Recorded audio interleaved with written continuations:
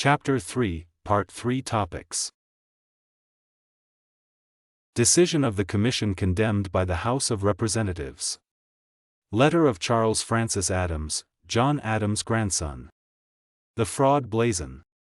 Tilden's reply. Protest of the Democratic minority of the Electoral Commission.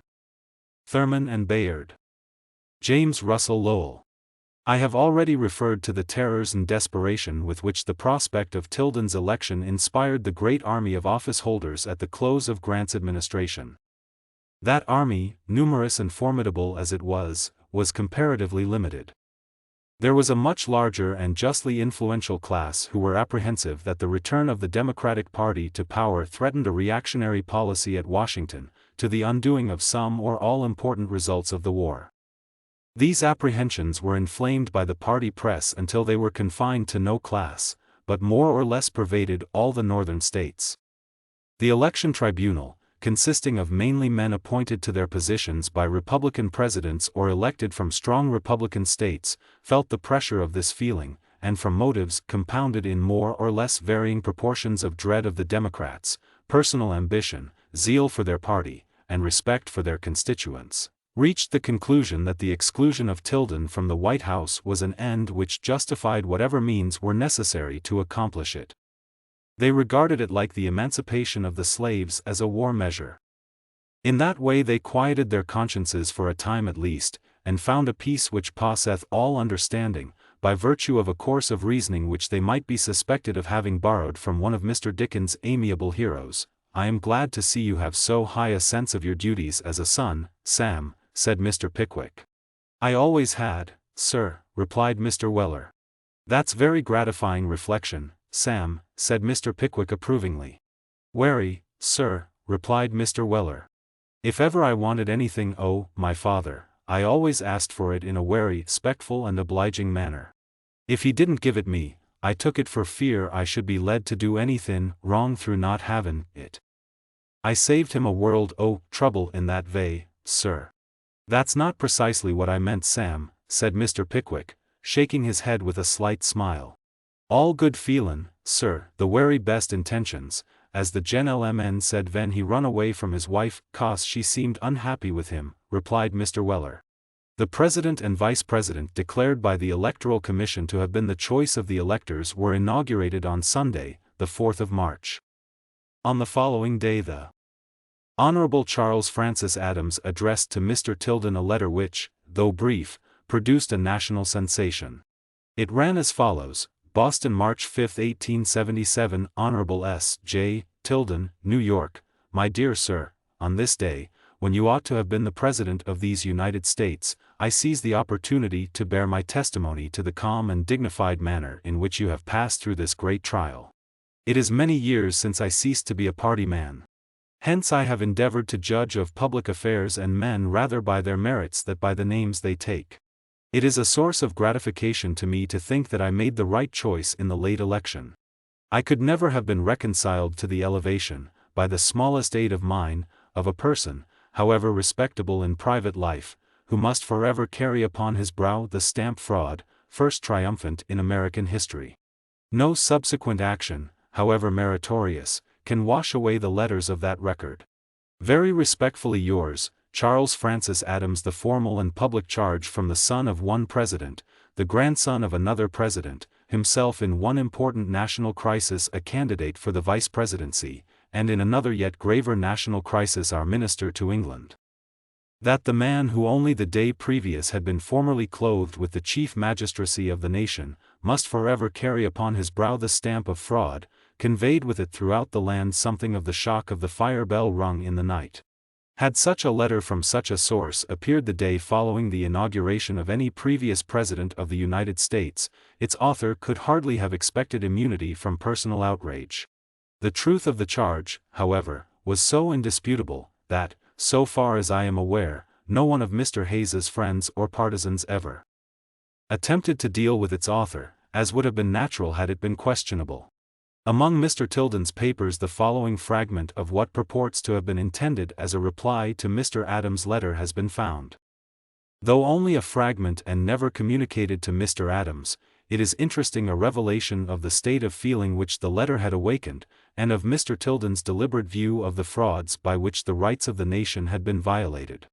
New York, April 1877. My dear Sir, the approving judgment expressed in your letter of March 5 is esteemed by me as the best of testimonies. The circumstances you mentioned, which characterize it as a mere judgment, free from bias of partisanship, passion, or interest, enhance its value. So do also, I may be allowed to add, the large experience, long familiarity with and habitual thoughtfulness concerning public affairs, and the high standards of right and duty. I should have had little excuse for any want of the qualities of personal demeanor which you commend, for I have not been conscious, in the vicissitudes, defined, one of the sudden or unexpected changes or shifts often encountered in one's life, activities, or surroundings, of what you speak of as the great trial, of any feeling of desire or regret, separate from the public cause I have represented. That cause I do regard as the greatest that can interest the attention of this generation of Americans. In advocating the creation of the Union, our wise ancestors often predicted that intestine wars, if unhappily we should fall into them, would end in a subversion of constitutional government and civil liberty. Those who thought, as you and I did, that the federal government should be maintained and carried through the armed conflicts in which it had become inevitably involved, did not shut our eyes to the peril that in the process our institutions, in their spirit and practical working, might be greatly and injuriously affected. Changes in the ideal standards that govern men administering the government and limit what they dare or do, and limit also what the people will tolerate, changes in the unwritten laws established by tradition and habit, often more controlling than constitutions and statutes, changes in the enormous recent growth of perverting, abusive, and corrupting influences. These were evil tendencies, full of danger to everything really valuable in our political system. To curb and correct these evil tendencies, to restore to the barren forms of government a spirit and substance and practice in accord with the best ideals and original models which had been formed under fortunate circumstances of our early history, to remove the fungus overgrowths engendered by civil war, while preserving whatever of good it had saved or gained, this was the first of objects. A general reform of administration, reducing burdens upon the people and facilitating a revival of industries, would attend as incidents. A complete and cordial reconciliation between estranged populations and classes, the removal if unfounded distrust and fear of each other, the inspiration of mutual confidence, was a necessary condition. Such was the work most needful to our country in its present condition, the most beneficent that could engage the efforts of patriotism or humanity. Such was that work as it appeared previous to the late election. The events which have happened since and to which you allude have added a new element to that work. Or, perhaps, they have disclosed how far we have drifted away in practice from the theory of our government, and shown that we have a more difficult task to get back than had been apparent. The immense powers which the corrupt influence of the government had to perpetuate itself was never so developed as in the late canvass. I was accustomed to say that it was necessary to start in August with a public opinion which would naturally give you 2/3 of the votes in order to receive a majority in November. The civil service was never so audaciously and so unscrupulously used for electioneering purpose as in the late canvass. The whole body of 100,000 office holders were made to feel their accountability for partisan service, and a large part of them brought into great activity. The money contributions systematically exacted, and the sums drawn from contractors, jobbers, and persons having business relations with the general government, aggregated a large fund, while the machine was openly worked by a cabinet minister acting as the head of a partisan committee. The army, likewise, was used as an electioneering instrument. In Louisiana, Florida, and South Carolina the carpetbag governments, their robberies, oppressions, and crimes, had so repelled public opinion, had so antagonized all taxpayers, all men of business, property, social weight, and personal influence, that the element that remained was incapable of any cohesion or any action on its own motion. The real object of the military display was not to keep up a police, which was unnecessary and was no part of the function of the Federal Army, but was to act on the imaginations of the ignorant, disintegrated social atoms and enable the agents of the administration to organize and lead them. It was as true as it is confessed now that without its aid added to the other support of the government, no Republican Party could exist in those states.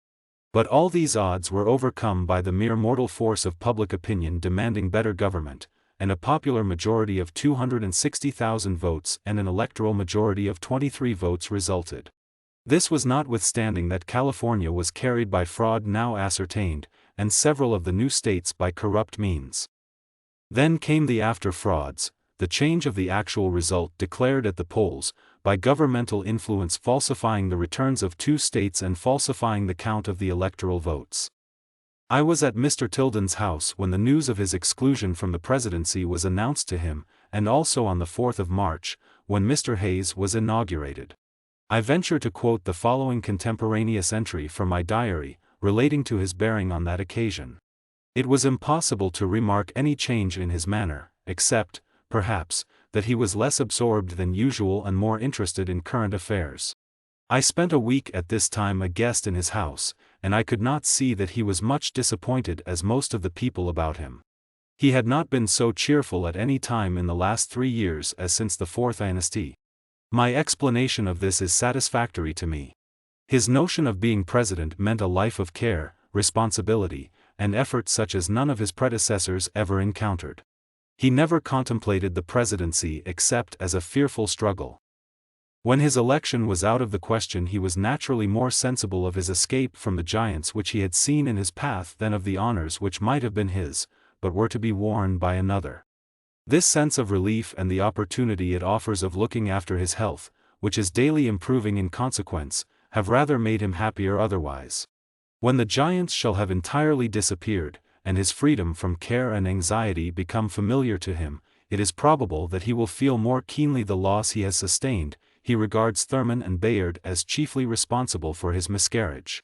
There have been occasional criticisms of Mr. Tilden, not only by those who wished an excuse for their own disloyalty to their party or for their personal pusillanimity, cowardice, but also by some of his faithful friends, that he did not take the oath of office and go on to Washington and claim the presidency at all hazard and regardless of the title conferred by congressional authority upon another.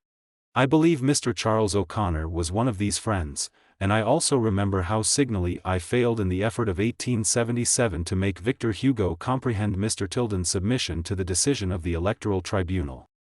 He shook his head at the close of my exposition, as if to say, that is not the way we do things here in France, which was very true. But Charles O'Connor, with all his prodigious, astonishing, abilities as a jurist, was never successful in forming or leading a political party that embraced more than one person, and Victor Hugo resigned his seat in the only deliberative political assembly to which he was ever chosen by his countrymen, from sheer reluctance to prolong the exhibition to the world of his utter impotence and insignificant in a council of statesmen. Mr. Tilden had frequent applications from all parts of the country, mainly from friends, for information about his plans, which he had done what he proposed to do, and what he expected his friends to do towards reclaiming the office which had been wrongfully wrested from him. These letters were, I believe, uniformly referred to me, and I answered such as seemed entitled to an answer. A few days before the 4th of March, when the new president was to be inaugurated, a communication appeared in one of the morning papers, The World, I believe, affirming, upon the alleged authority of General Woodford, the United States District Attorney for the Southern District of New York, that Mr. Tilden was about to take the oath of office as president in New York, and then to proclaim himself president of the United States. A representative of one of the daily journals called upon me to ascertain the truth of that statement. As the criticisms of Mr. Tilden's behavior, after the members of his own party had, with comparative unanimity and against his judgment, consented to refer the counting of the electoral vote to a special commission, still occasionally reappear where they can be made to palliate or excuse other people's shortcomings, I will here cite the substance of my reply to the inquiries of the reporter, in which is embraced all, I think, that needs further to be said on that subject. After disposing of a few topics pertinent, I said, there were 2 contingencies in which it would have been lawful and obligatory for Mr. Tilden to have taken the official oath as president. First, if Congress had performed its constitutional duty of counting the electoral votes and had declared that Mr. Tilden was chosen by the electoral colleges. The two houses of Congress have all the powers for verifying the electoral votes which the Constitution of the laws confer or allow. Nobody else in the federal government has any such powers. This exclusive jurisdiction of the two houses has been exercised without interruption from the beginning of the government. It is known to all those who came in contact with Mr. Tilden at this period that he concurred in this view of the powers and duties of the two houses of Congress exclusively to count the electoral vote. He was perfectly free and unreserved in the expression of his opinions on this subject. This contingency, however, never presented itself. Congress, before the time fixed by the law for counting electoral votes, passed the electoral bill, wherein it substantially abdicated its powers and enacted that the Electoral Commission should, in the first instance, make a count, and that its count should stand unless overruled by the concurrent action of the two houses. The Electoral Tribunal counted Mr. Tilden out, and counted in a man who was not elected. Congress did not overrule their count, consequently the false count stood as law under the Act of Congress. Secondly, the other contingency, in which it would have been lawful and obligatory on Mr. Tilden to have taken the oath of office, was that House of Representatives on the failure of a choice of president by the electoral colleges had itself proceeded to make the election, voting by states in the manner prescribed by the Constitution. This contingency, like the first one, never occurred.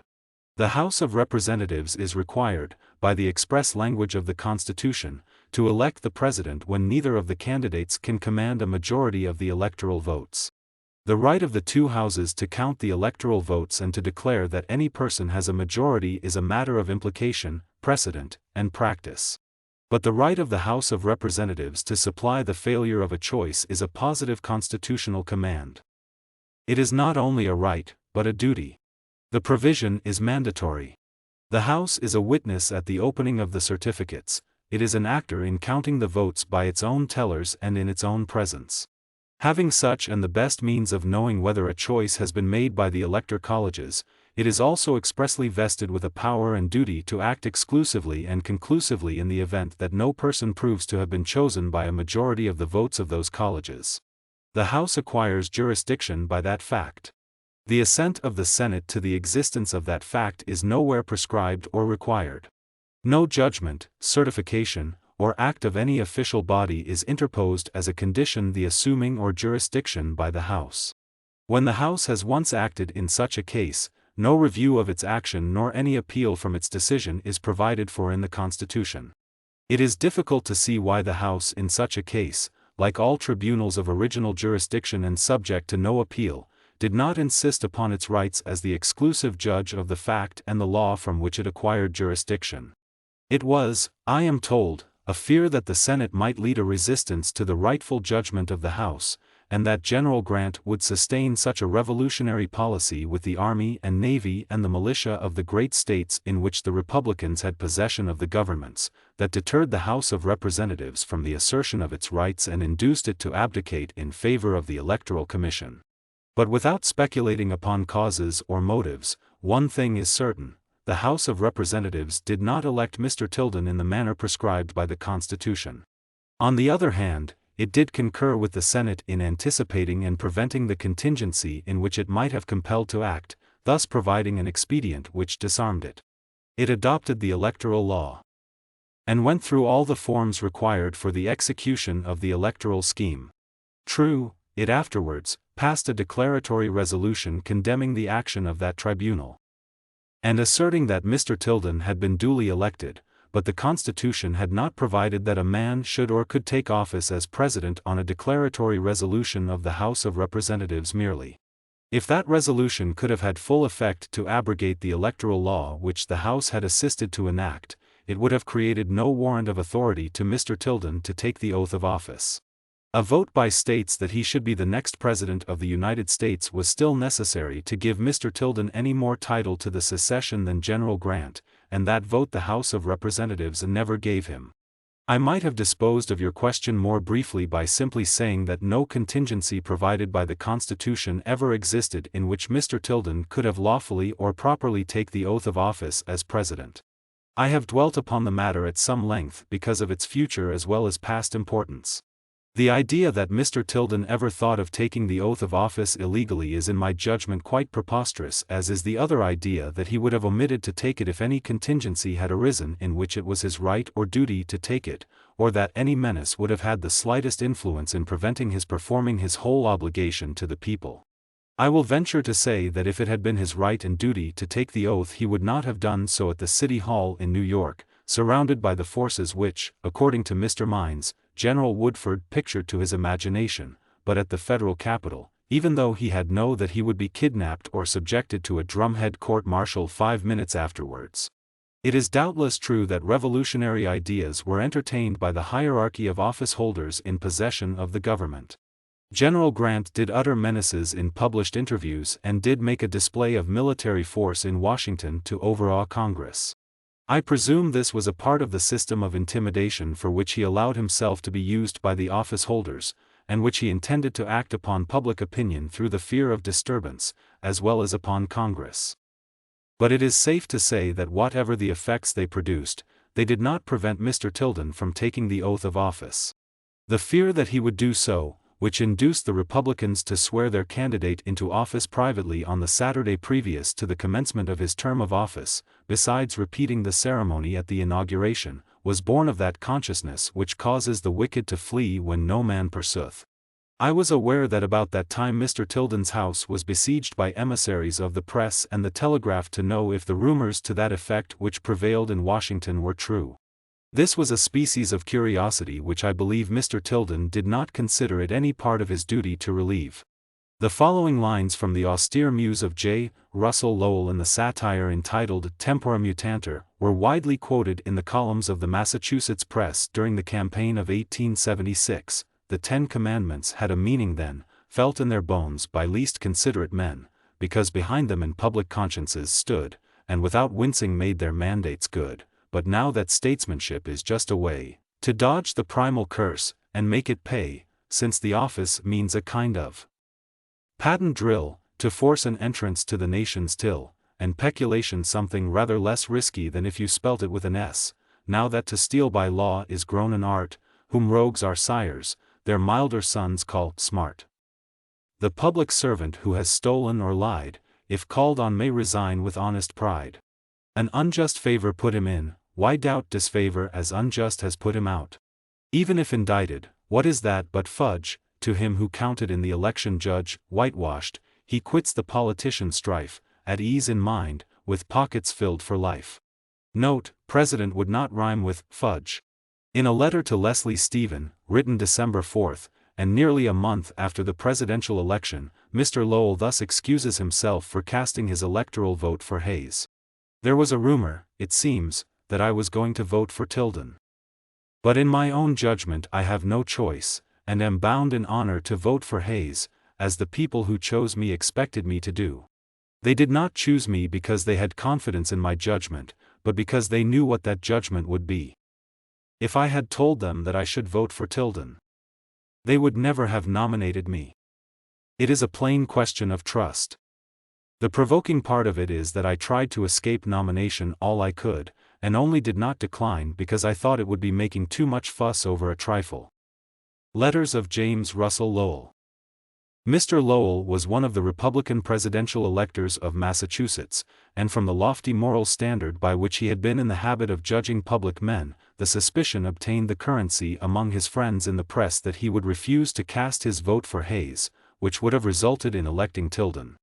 The frauds disclosed after the election, by which a majority of the electors was secured for Hayes, did not, however, prevent Mr. Lowell's acceptance of the mission to Spain at the hand of President Hayes, to prove, perhaps, that the allegation of his muse, that statesmanship is just a way to dodge the primal curse, and make it pay, has its honorable exceptions.